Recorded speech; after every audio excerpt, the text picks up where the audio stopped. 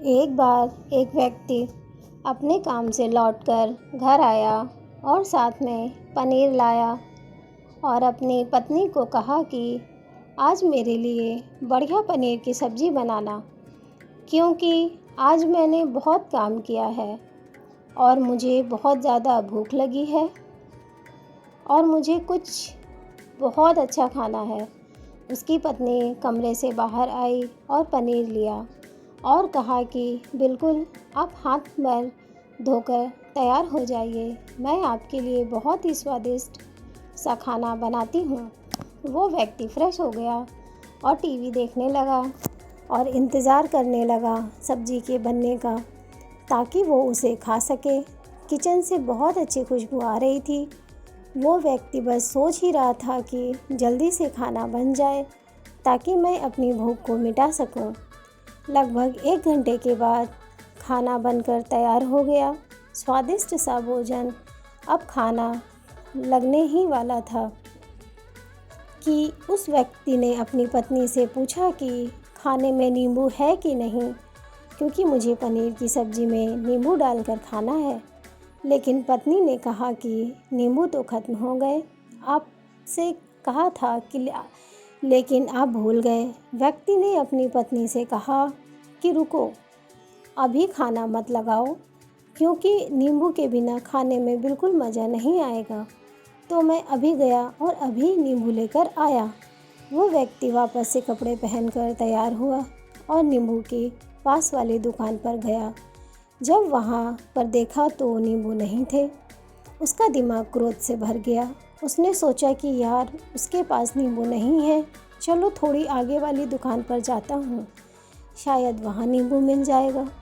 वो थोड़ा और आगे गया, लेकिन वहाँ पर भी नींबू नहीं मिले।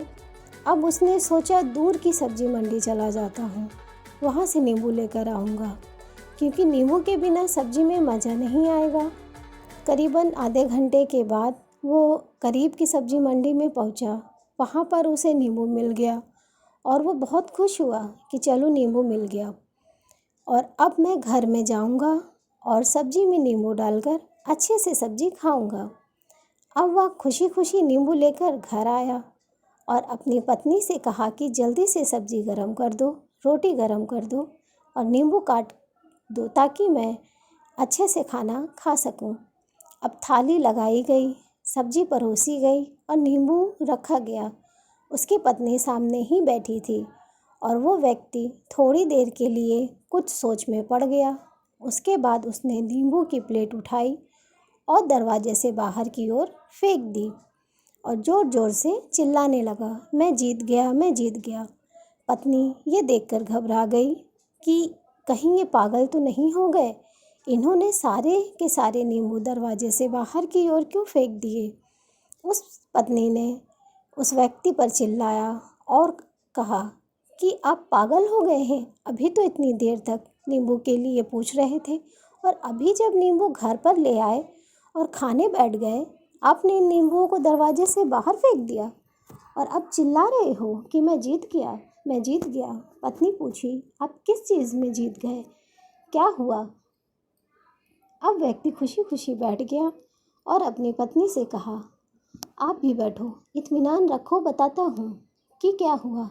आज सुबह से ही मेरी जीभ मुझे अपने बस में करने की कोशिश कर रही थी।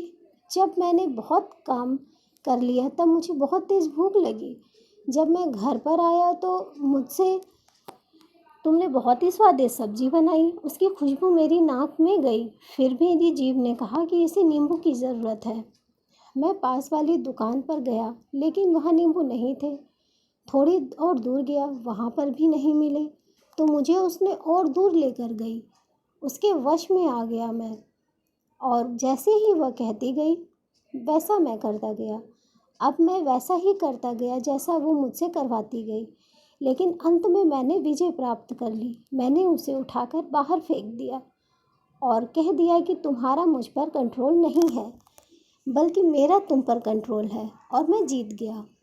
क्या आपको समझ में आया कि कैसे अपनी इच्छाओं पर विजय प्राप्त करें?